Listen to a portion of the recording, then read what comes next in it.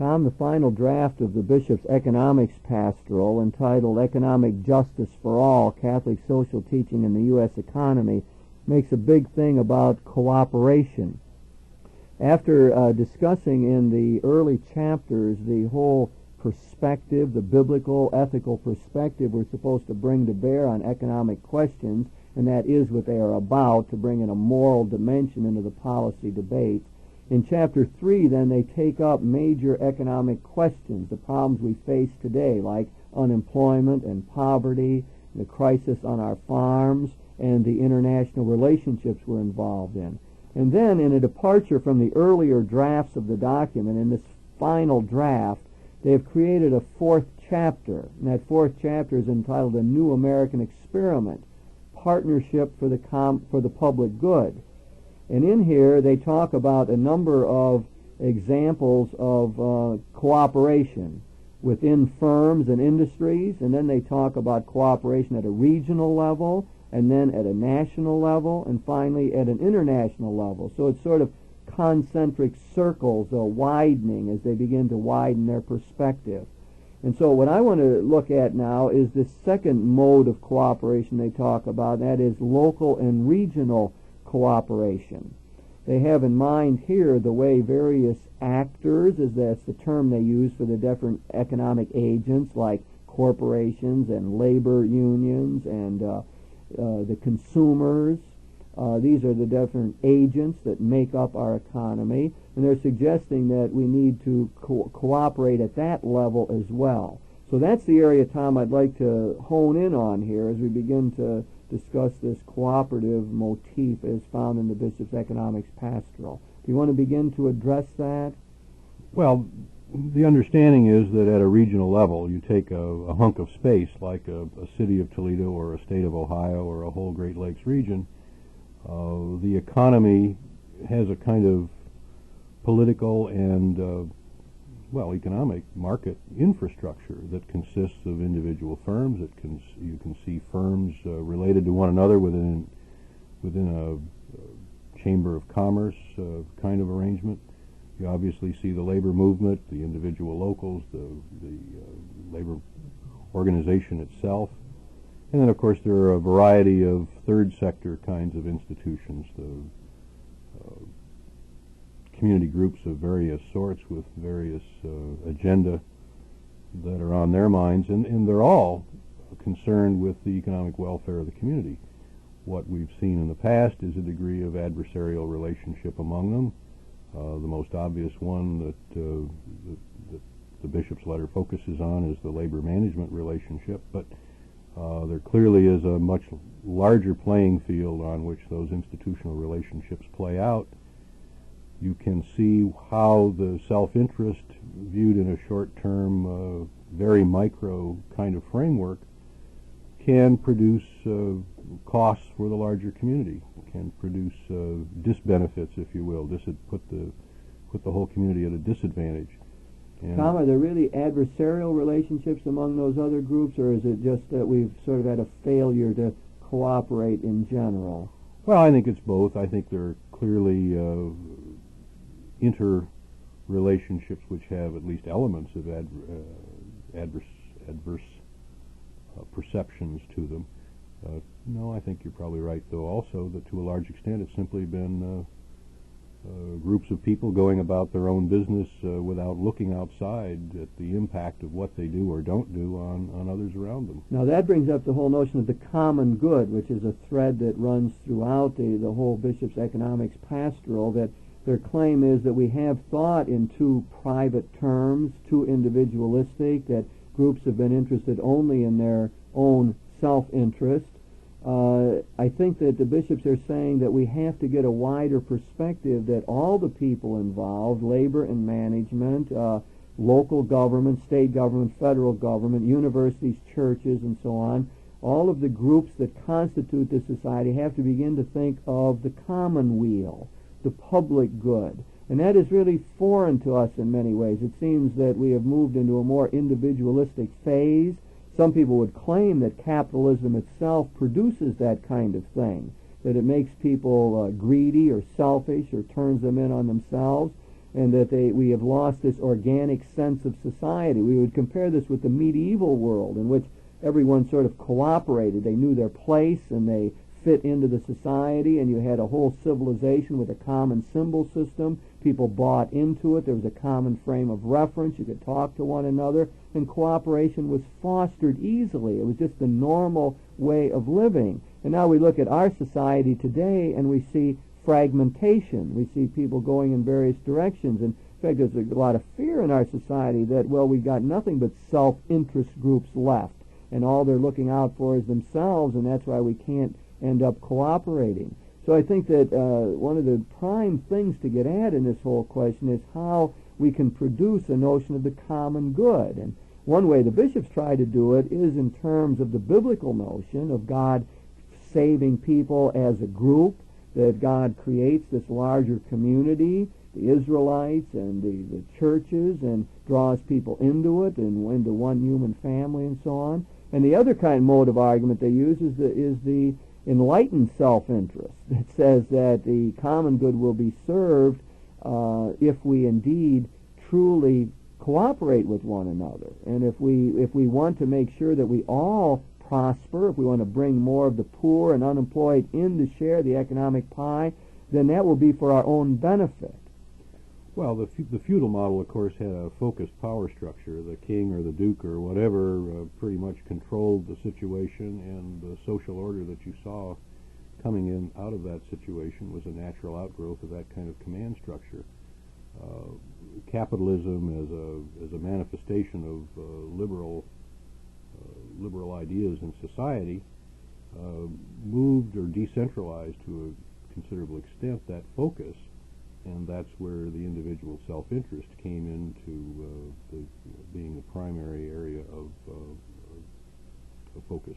Of course, Adam Smith then wanted to declare that's okay, that self-interest is going to produce the common good. That's how we get the wealth of nations. This might be a debatable kind of point, but that's been his great contribution back in 1776 with his master work, The Wealth of Nations, and claiming that he knew how prosperity could be produced. And it was in this mode that the self-interest of the various economic actors would, if pursued in an open and free, competitive way, would indeed produce this common good. Now, I think there's a lot of people thinking that it doesn't work that simply. He a couple times in his book used that phrase, the invisible hand, and it's been picked up and is identified with Adam Smith. But some people who are turning the metaphor back on him would say, well, the invisible hand doesn't work in the free market because people fall beneath the cracks and they get lost and they're out on the margins, and the common good really isn't protected like we would like to see. Well, there were certainly a lot of assumptions in what is essentially a philosophical piece. The Wealth of Nations was written by a moral philosopher, not by a businessman. And many people forget that he was a moral philosopher, and they've since wanted to turn economics into a value-free discourse or discipline.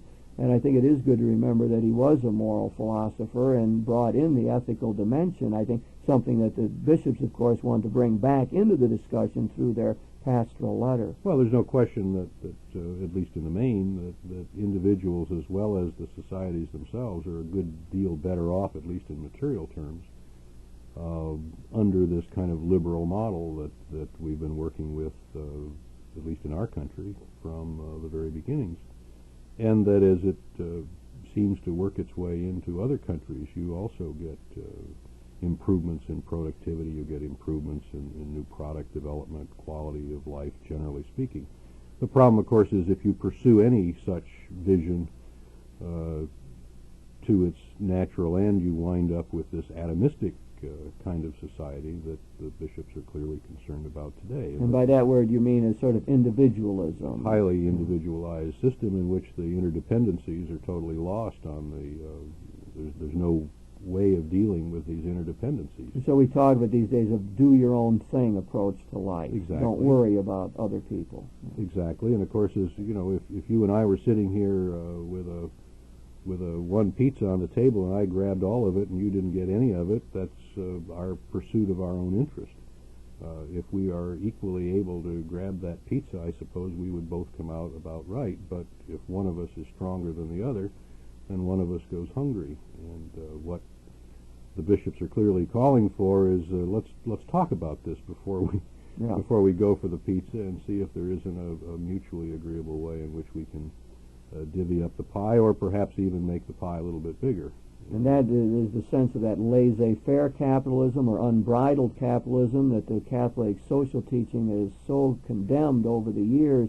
The thought is that it produces this kind of situation where the powerful grab up the wealth and have a disproportionate amount of the income, and the poor are left at the bottom without even subsistence wages, and are often hungry and feeling very powerless in their situation. Yeah, and one of the dangers of this, let me push it beyond, because even that more powerful, less powerful model is essentially a two-person model. Let's understand that we're all part of a larger community, and that to the extent that we see the relationship only as limited to my interest versus your interest, we're forgetting about hundreds and thousands of other interests out there that are affected by how we work out our problem, and that the more communitarian model takes those things into account. Obviously, public policy, concern with the commonweal or the public good, at a philosophical level, recognizes lots and lots of third parties as well as the welfare of the first and second parties, and tries to, and what the bishops are clearly calling for is an institutional revision or reform that would build those interests into the way economic allocation decisions are made and other kinds of decisions as well. Tom, this document is often called a sort of statist, or people think of the bishops calling for a form of socialism. Some people have even called it that way, a warmed-over socialism, or putting too much emphasis on the governmental intervention into the whole economic process. And I think this section of the document we're talking about, which is headed local and regional cooperation, brings out some ideas that show the bishops have a much different project in mind, because they bring up in this section the principle of subsidiarity. That was first enunciated by Pope Pius XI in his famous encyclical called Quadragesimo Anno, which means 40 years after the first great encyclical on social questions issued by Leo XIII in 1891 with the Latin name Rerum Novarum. But apart from those ideas, the principle of subsidiarity has been an important element in Catholic social thought. And what it suggests is that anything that can be done at the lower level ought to be done there. Or put negatively, that government, centralized government, should not intervene unless it is necessary to promote the common good. Or put in a still more positive way, I think it suggests that each economic actor in the overall economy should perform its proper function. There should be an organic and holistic approach to the way the economy functions. Now, all of that principle of subsidiarity would suggest that these local organizations at the regional level are extremely important. The bishops want to put a lot of emphasis on them in terms of getting new jobs and overcoming poverty and so on. So we're talking about institutions like the family or the neighborhood. They mention these church congregations, community organizations, civic and business associations, public interest and advocacy groups, community development corporations. So they have in mind these, what we often call these days, mediating structures, or these smaller organizations that stand between the individual and the federal government. And so the bishops are not saying that the federal government is supposed to solve all of our problems. They want us to look at the local, regional level and say, what resources do we have here? What organizations? How can the family help? The church help? The university help? City government help to overcome unemployment, to overcome poverty, and to help people to participate more fully in the whole life of the economy. So I like to point out this section of the document as being very important and a real answer to those who claim it is statism or leaning leftward or is really a socialistic document. It really isn't. It's a reformist document that's trying to get our capitalistic system to work a little bit better. Well, it's very much a federalist view of things, and you don't even have to talk about government at the local versus the national level, but clearly the independent associations that people form around themselves. The point I think that I saw best in an article some years ago dealing with this question was simply the recognition that the character of institutions make them better to perform certain kinds of roles. Business firms, as it's often been said in recent years, business firms do a much better job of responding to market demand and doing it quickly, becoming much more flexible. And that's the argument about a capitalist society versus a command economy, where at some, in our case, Washington level, somebody has the vision to figure out exactly what ought to be produced and what shouldn't be produced and how it ought to be produced and how many of them ought to be produced. The failure of, at least the economic failure of the Soviet system has largely been that kind of bureaucratic arrangement really isn't very efficient, isn't very focused, and certainly isn't very flexible. If we take the various kinds of organizations that you've mentioned, you can see where, for example, something that I know well, universities have certain kinds of talents to contribute to the overall social welfare. We wouldn't expect universities to be the primary producers of goods and services. That's a job for business organizations. Community organizations are better equipped to look at environmental concerns, to look at problems of individuals within their community, and try to come up with creative ways to respond to them. The problems that they confront are different from place to place, and the value of the subsidiary model clearly is to recognize and respond to those differences rather than to come up with some sort of standardized remedy for problems that in fact are quite different from place to place and situation to situation. Tom, I noticed that the bishops in this section devote a paragraph to the question of unemployment. And they say that this is a case where we really could get greater cooperation. And they begin to look at the local level, and they say what happens in many places is that we have these blighted zones. We have these areas of the cities where things seem to be unsafe, where there's a lack of financial resources, where the infrastructure, as we call it these days, has deteriorated, the roads or the communication systems or the health services in that. There's often a higher crime rate and so on. And so the bishops are saying, now, well, what are we going to do about this? It corresponds with the question that the Reagan administration, or the policy they talked about, and I don't really know how well it's worked out, but the creation of these enterprise zones. The idea was to figure out how to get industry to invest in areas where poverty is rampant so that we could create employment there where people really are, and thus sort of revitalize our economy. Well, what the bishops are suggesting is that we really need this regional, local cooperation to solve this problem. It's, as you were saying, the local officials, city government, would understand the problems in a given city better than people in Washington would. We ought to know more in our community here about what the causes of poverty are and where industries could be located and so on. Now, I don't know if much is really being accomplished along this line. I don't know if we've made progress. I guess one of the ways we do it is through tax abatements for large industries, so that we would, through the tax structures, would make investment in these blighted areas to be more profitable and more attractive to these corporations. It sounds good on paper. I mean, I really don't know what is actually happening that way. I know some corporations do get tax breaks in order to build their office buildings and so on. I'm not sure how that ends up helping the economy in a local area, but it's clearly this is a place where regional cooperation, local cooperation would be helpful. Well, there's in all of these situations, the tax abatement model, or however the enterprise zone, the possibilities for working out the enterprise zone, the notion is that there's a larger community interest within which businesses and local governments have a useful role to play. Tax abatement is a situation where the community, in a sense, looks at the benefits and costs of a particular investment, of a particular business staying in the community or perhaps moving into the community, and says, we as a community are willing to forego, for a time at least, a certain amount of tax collection of a particular sort, for example, real estate taxes, because the jobs that will be created, first of all, will generate wealth within the community that wouldn't otherwise be there. And of course, understanding that the way that the tax equations work their way out, income taxes, payroll taxes, and so forth will be paid, and those are dollars that probably will exceed the real estate collections.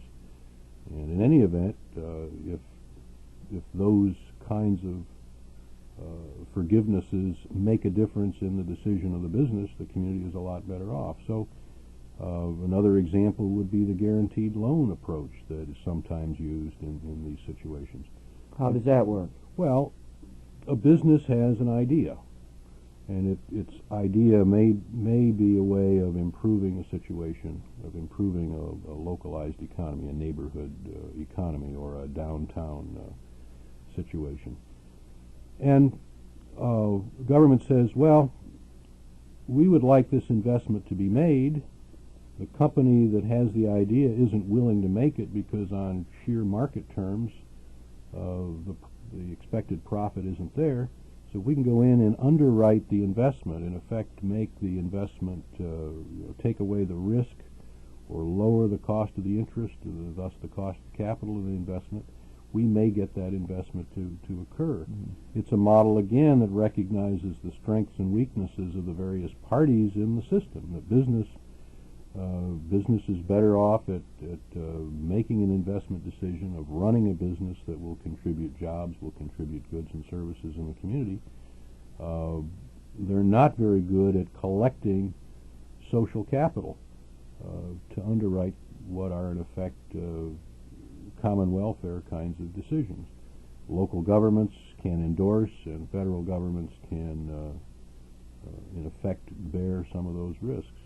And so we've got some examples, for example, in our own town of Toledo, where much of the downtown development has really been done with private capital, but with loan guarantees either at the local level or some ultimate underwriting of those loans from federal government. This isn't federal government coming in and establishing a business, putting up a hotel and operating it, for example, or putting up a festival marketplace, or if we move away from the downtown setting and go into some of the blighted industrial areas in our community where the same model has been used to create the opportunity to build a factory. Tom, you were talking before about the role of the university in all of this and how they might help. We have here in Toledo this Northwest Ohio Center for Labor Management Cooperation located at the University of Toledo now. This came from a grant from the state, really, and this particular center tries to figure out how we can produce better cooperation between management and labor, and by extension how we're going to make this Toledo area to be more attractive to industry and so on. It would seem to me to be an example of the way the university, one of these mediating structures, as smaller groups can fit into the whole equation, so that evidently the people, this is headed by Dr. Stephen Spurn, and the idea is to do research, to find out what's happening with corporations, to what's working well, what isn't working, so as to improve the economic climate of our area. It seems to me to be an example of this local and regional cooperation that we're talking about. At least it could, put it this way, it could be a catalyst for it.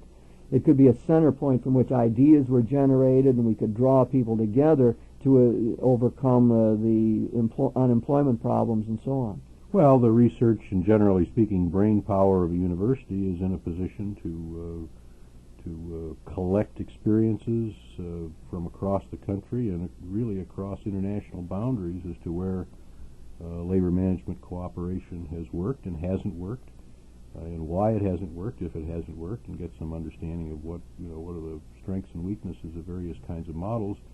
Bring those to the attention of local people who are actually working it out. At the same time, you've got an opportunity to provide, a neutral forum within which the interests of the labor unions and labor in general and managers and companies in general can perhaps be dealt with in a frank way, in which some mediation can occur and so forth.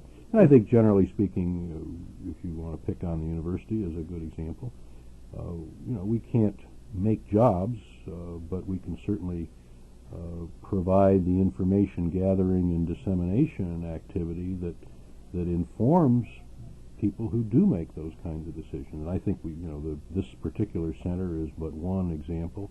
Yeah, I think the community colleges around the country often do a good job of getting involved in local questions, providing some expertise to help solve local problems. And that might be another example of the way the university, the college system helps in this cooperative model. Well, anything that has to do with education and research is a strong suit of the university.